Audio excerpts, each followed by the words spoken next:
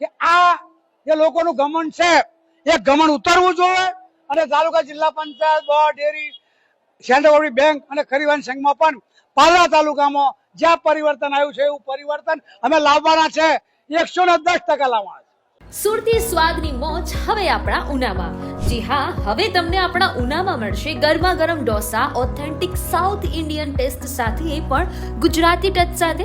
જો તમે દીવ અને સોમનાથ બાજુ ફરવા જતા હોય તો ઢોસા પોઈન્ટમાં ઢોસા ખાવાનું ભૂલતા જ નહીં।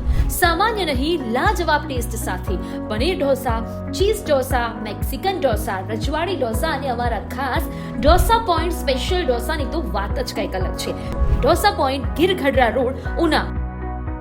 પૂછો તો ખરા ઘાયલ ને શું થાય છે, પૂછો તો ખરા ઘાયલ ને શું થાય છે, દિલ કે અરમાનો કે આंसू रह गए, दिल के अरमानो के आंसू रह गए। આજ રોજ બજાર સમિતિની ચૂંટણીનું પરિણામ બધા મિત્રોએ ધાર્યું હતું એવું પરિણામ આવ્યું છે। ખેડૂત સહકારી પેનલના 10 ઉમેદવારો જંગી બહુમતી ચૂંટાયા છે।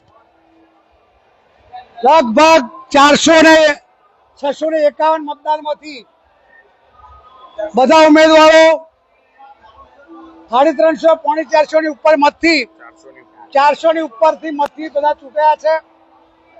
અને જે મામાની મહેનત હતી, સમગ્ર પાદરા તાલુકાના ખેડૂતોની મહેનત હતી, માજી ધારાસભ્ય જસપાલસિંહની મહેનત હતી અને બધા જ ખેડૂત મિત્રોએ કોઈ પણ રાજકીય વાત કર્યા સિવાય, નહીં ભાજપ નહીં કોંગ્રેસ સિવાય, આ લોકોએ ખૂબ મહેનત કરીને આ 10 ઉમેદવારોને આજે જંગી બહુમતી ચૂંટી લાવ્યા છે। ખેડૂતોનો જે વિશ્વાસ છે એ વિશ્વાસ અમે એડે નહીં જવા દઈએ।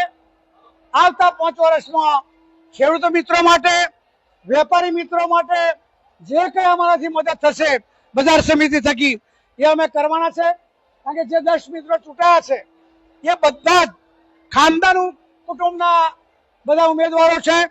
કોઈને કોઈ જાતની ભૂખ નથી, બધા જ બધી રીતે સુખી છે અને કોઈ પણ રૂપિયાનો ભ્રષ્ટાચાર કર્યા સિવાય આ બજાર સમિતિનું સંચાલન અમે કરીશું। ભાજપના મિત્રોને પણ ખબર પડી ગઈ કે ભાઈ આ ધાબળા વાળાને ટિકિટ આપીને શું થયું, એટલે એમને પણ ચેતવાની જરૂર છે। અને આવતી જિલ્લા તાલુકા પંચાયત, આવતી બોર્ડ ડેરી, આવતી સેન્ટ્રલ કોઓપરેટિવ બેંક, આવતી ખરીદ વેચાણ સંઘની ચૂંટણીમાં પણ આ જ પરિણામ આવવાનું છે। સમગ્ર જિલ્લો પાદરા તાલુકાની બજાર સમિતિની ચૂંટણી રાહ જોઈને બેઠો હતો અને આજે પરિણામ આવ્યું છે। તો અમે તો બધાને વિનંતી કરીએ છીએ કે આ જે લોકોનું ગમન છે એ ગમન ઉતરવું જોઈએ અને તાલુકા જિલ્લા panchayat board dairy central cooperative bank અને ખરીવાન સંઘમાં પણ પાદરા તાલુકામાં જ્યાં પરિવર્તન આવ્યું છે એવું પરિવર્તન અમે લાવવાના છે। 110% લાવવાના છે।